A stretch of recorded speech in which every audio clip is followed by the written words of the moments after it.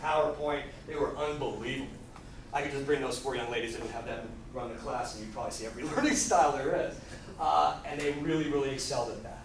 But you gotta give them a little direction, right? Otherwise, they're gonna become interested with anything they happen to be doing. Field trips. All right, let me explain to you. I'll give you a direct pedagogical application of this, and you might be a little surprised. Have any of you read The Heart of Darkness by Conrad? And how many of you have seen Apocalypse Now? The Coppola movie that was partially based on it? Okay. So I'm teaching Heart of Darkness to 10th graders in Calabasas at a private school where I taught for 3 years. And I was like, okay, I want them to do a kind of writing project, but I want it to be something more. So I found this old assignment from the Irvine Writing Project, and it was to write a letter from the heart of darkness, right? So the students had to assume the guise of one of the characters in the book. And this is after we finished reading it and writing and taking quizzes and doing all the sort of normal things. And then they had to write a 2 to 3 page letter back from some point in the journey in the novel. And many of you know it's along the Congo River, right? But they had to use, and this was kind of tough, especially for 10th graders, they had to write in Conrad's own style. And if any of you have read of Heart of Darkness and have looked at those lush descriptions, that's not real easy to do.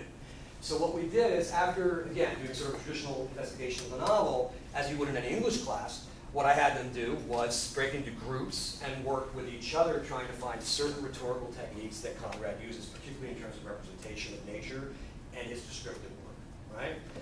So we got all this, they're piling all this stuff up, they're deciding what characters they want to be, they know the story, they know from what point in the story they want to write back, and I'm like, these things are really flat, and they're kind of deadly. That's when I went to tactile kinesthetic. Now, I don't know where the river in Riverside actually is. Very few of us have seen it in the last 6 years, I must admit. But there is a stream on this campus somewhere, I've been told. I think up near the Arboretum. This place in Calabasas where I worked at a school called Viewpoint, there was a stream on the campus. So this was pretty lucky. I took the kids outside. I blindfolded them. I made them roll up their pants and stuff. They started wading in. They were coming back out and they were writing experientially, right? With the blindfolds on, they were writing using their smell. They were writing down descriptions of what they smelled, what they felt. And then we took the blindfolds off. They did visual impressions, a lot of sunlight. Again, if you've read Conrad, you know how he uses a sort of a verbal chiaroscuro to describe the jungle of the Congo. And some of these kids ate that, right? But they had their own real impressions to put in the paper. These letters were unbelievable. Some of them were absolutely unbelievable. They were better than Conrad in some ways, right? Because they were more focused at some points. So, I mean, that's how I worked it in. Now, before you're all like, wow, that's pretty cool, right? Yeah, you're talking almost 3 weeks. You're talking class 5 times a day. You're talking 40 minutes a day. So it took a lot of time. Kinesthetic learning takes time. And you gotta have faith you're gonna pull it off. And you gotta have faith in yourself that you've set it up right. So I kind of just stumbled through this experiment, and it worked out really well. And then I ended up teaching at a private school in Princeton, New Jersey, and they had a stream on their campus, and the project turned into a letter written back from the Mississippi when we were reading Mark Twain and Huck Finn. So again, I did the same exact thing. We had the same sensory impressions, and the kids really liked it. So again, it takes a little bit of thinking and a little bit of innovation, but you can work in it eventually. But we'll see how you do in a few minutes. Now, so how do the kinesthetic folks put furniture together? They just do it. And again, when there's leftover stuff, that's IKEA's fault. Do we ask for it? No, we do not ask for directions, we just go. We don't know where we're going, but we're sure as heck going to get there. So we're just going to go, and we'll use a few landmarks, and then we'll get out and we'll look around, and then we'll get back in and drive some more, and we'll get there eventually. Now this last one might seem a little funny, but all of this really almost applies to all the categories, especially these visual and experiential ones like the kinesthetics. They're going to model off you very carefully. Think about what the visual students are going to try to be grasping at, right? They're going to use you as context for the information you're presenting. They're going to try to judge how things are going by the way you work and the things you put up to give them a sense of relation to the material you want to teach. So modeling, which is a word you will hear over and over again for teachers, and I'm sure many of you know that really means how you act, is really important with these more active and more visual learners. Because they're measuring, they're comparing things all the time. So that's really what we're looking at. And again, the idea is if you can get, and this presentation was partially put together by Jan, who has since gotten her dissertation done and has graduated. But the idea is that if you can engage these folks where they live, even though we're not really quite sure where they live, you're going to catch a lot of them, right? And you're going to engage them in the most sort of direct ways, the most essential ways.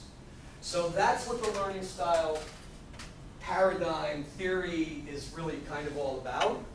But if I stopped here, I'd be kind of shortchanging you.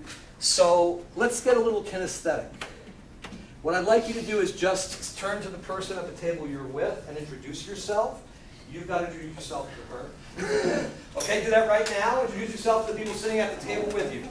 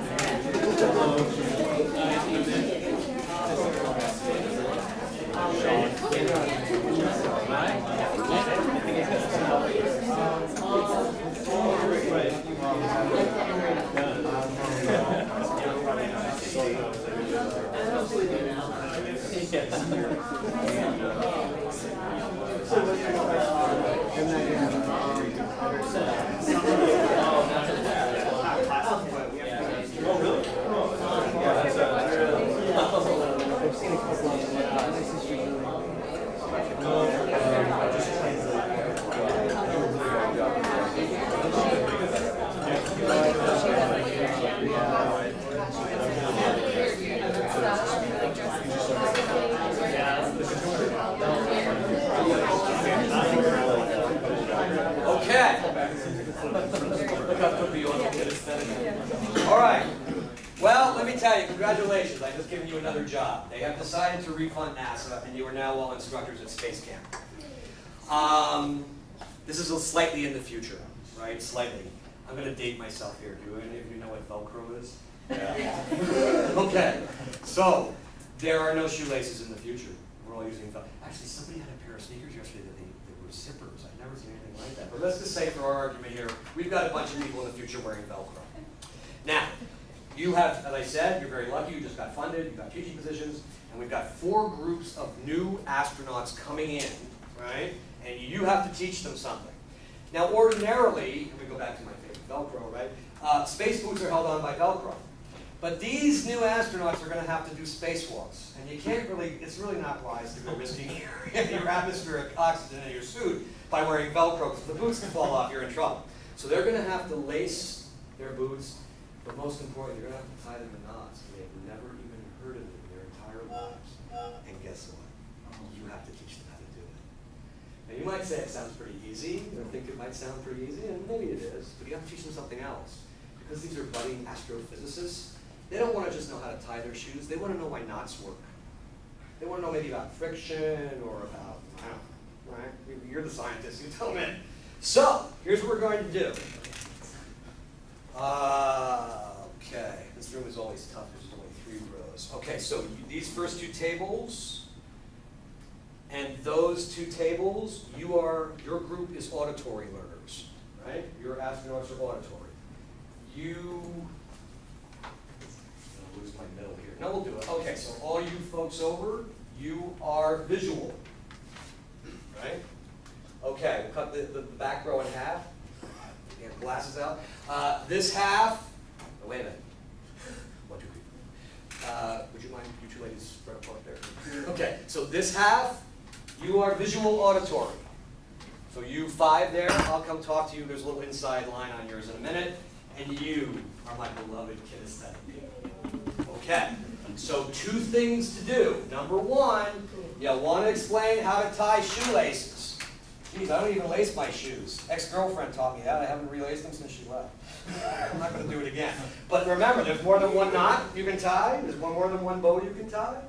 But the key is, how are you going to explain to them why it works? How it works, why it works. Now, there's too many of you. We only have 20 minutes left, right? So we're not going to have anybody doing any presentations. But what I'll do is we're going to give you about 10, 15 minutes to talk with each other about it. And you can work with the person you just introduced yourself to. And then what I'll do is I'll be the scribe, and you folks can just tell me what you come up with. And what I'm thinking of is, don't get complicated. No one has to write, people were starting to write lyrics in the last section. We don't really have time. It would be great. But just begin to jot down the methods you would use to teach this stuff in view of what you've just heard about these learning styles and your own restrictions with your groups. Okay? And then we'll go around in about 10 minutes, and I'll just jot down the teaching techniques you've come up with. Everybody pretty clear? Remember one thing, you can think as broadly as you want, because when you actually start teaching, you're going to have access to these things. And so will the kids. You will control it, but you can do anything with these media centers. Video, you can embed video, you can do PowerPoint, you can do all kinds of stuff. So think that you've got access to that material if you want to. Okay? Any questions? Two things, right? How to tie your shoelaces and why it works. And you visual people, you got to do it visually. You kinetic people, you got to go kinetically. On and on. Okay? About 10, 15 minutes. Go. I'll be right back.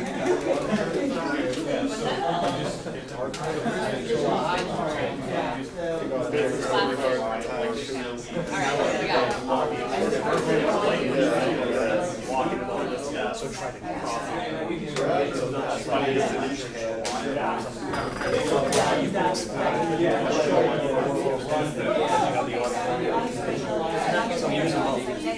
just remember they can't go hands on.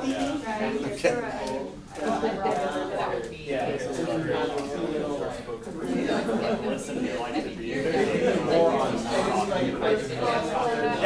and now remember, you have to, I've had 7th graders actually do this, and you have to specify which hand, how far up the lace, and then when you start crossing, the directions get around the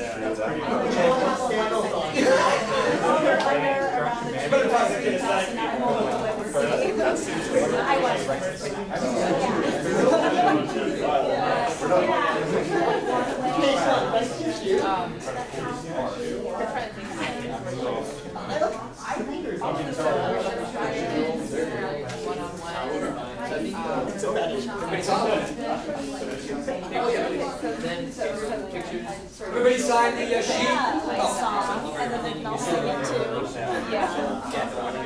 So what about explaining how why every 5 minutes? That's the upper part. How do you explain to them why it works? How do you go through the 5 minutes? We're all 8/6. Next generation. Yeah. You can remember your student number in school, but just remember you have to be It'd be like a lot of discussion and conversation, like for example, split word, like you gather up what the ideas people have, tell the story, right? Why are if they're not even going to use it in space? This is the problem. I mean, basically, you have to explain that you never seen this guy. But they think it's irrelevant, they just walk from the class. Oh, it's not on there. So it's like, okay. More rabbits and trees.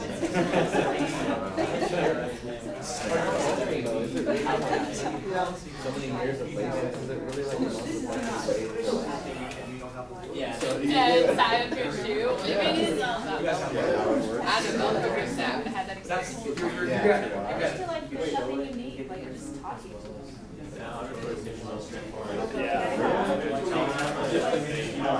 What if they're like really very innocent process? Like they don't know There's a certain pressure where you hard enough and release it myself.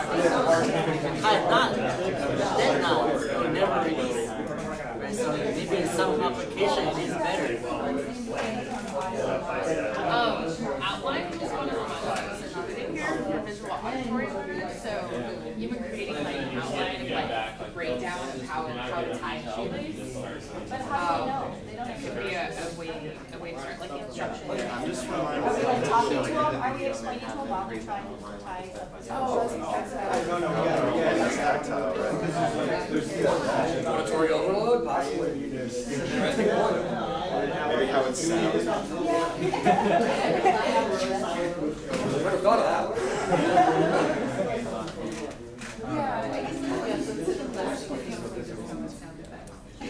Yeah, why it works.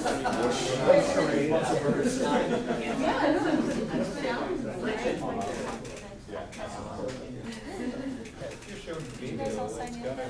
We got the solved. We'll see. But they may not understand. All right, so take another 5 minutes or so, and then we'll see what y'all came up with. See how easy Maybe teaching after is? writing about it, like, why do you think this works? Or pose a question, why do you think this works? And they write about it.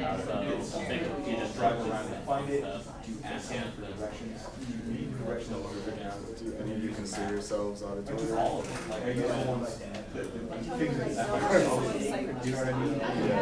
I just figure out. Attain like percentage. Are you just gonna show them one view or one style, high nods, or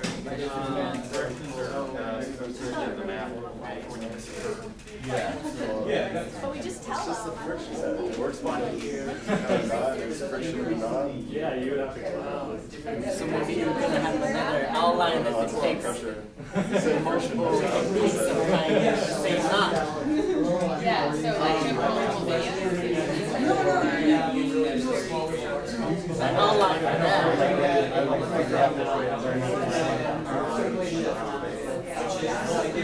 Looking at stars, they seem to move.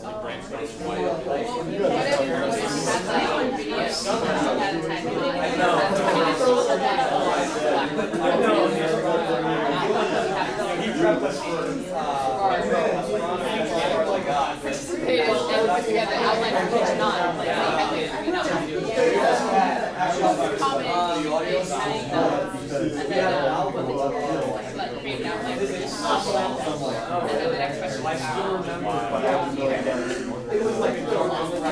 Maybe they can write about the the sun is a mass of diesel gas, like gigantic nuclear furnace, where hydrogen is turned into helium.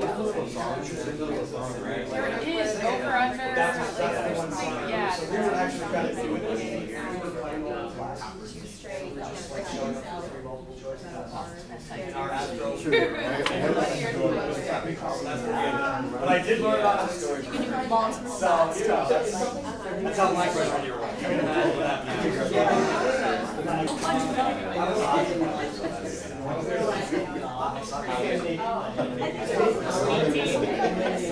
I woke up in Brooklyn for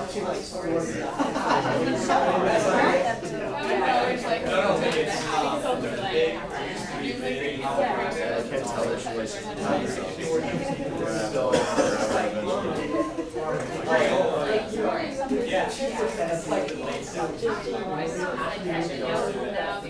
I know, it's really funny. You know, middle class. No, because I was going to play our trailer was just going time driving around. One of the lakes. I think I'm really looking for yeah. Then we had to put up, I think,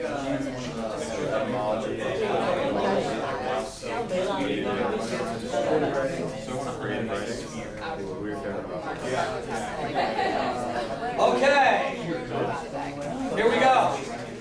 Let's see what you all came up with. Again, teaching is fun and easy to do, right? So, all just, you know, you go into much detail as you want, but again, you can submit your lesson plans online later, normally. Just give us whatever methods you thought of, and we'll kind of critique them and start building an inventory. But, right, remember, even though I'm talking about all this, about helping students learn and about having teaching methods, this is really about something else. It's very, very important. And I'll explain that as we go through this. So stay tuned. Okay, so you auditory folks, how are you going to do it? Go ahead, anybody. We do have a song that we want to teach them. There's my Lady Gaga student, okay? So obviously you can make, and notice, yes, this is not a dirty word. I'll write this down because okay, we're being taped, so I don't want to say it. Yeah, that's not a bad thing. Right? That's not a bad thing. Fun is okay, and songs are pretty good. What else? Any other methods? Anything more traditional? Anybody reading on the Riot Act about how to tie their shoelaces? Step 1, step 2? Basically. Okay, so you've got directions. And look, the bottom line is with these folks is that's probably going to be pretty good, right? They're going to be able to pick up the information as well as enunciate clearly. Anything else that you might think might work really well here that we haven't seen that's not here? Maybe have them repeat the directions after the test. Okay, good. And one way to do that that's less onerous, have them teach it to each other. Right? Remember the picture of the monkeys yelling at each other, right? These folks learn by listening and speaking. So for them, teaching is learning. You will find yourselves. You will never know anything as well.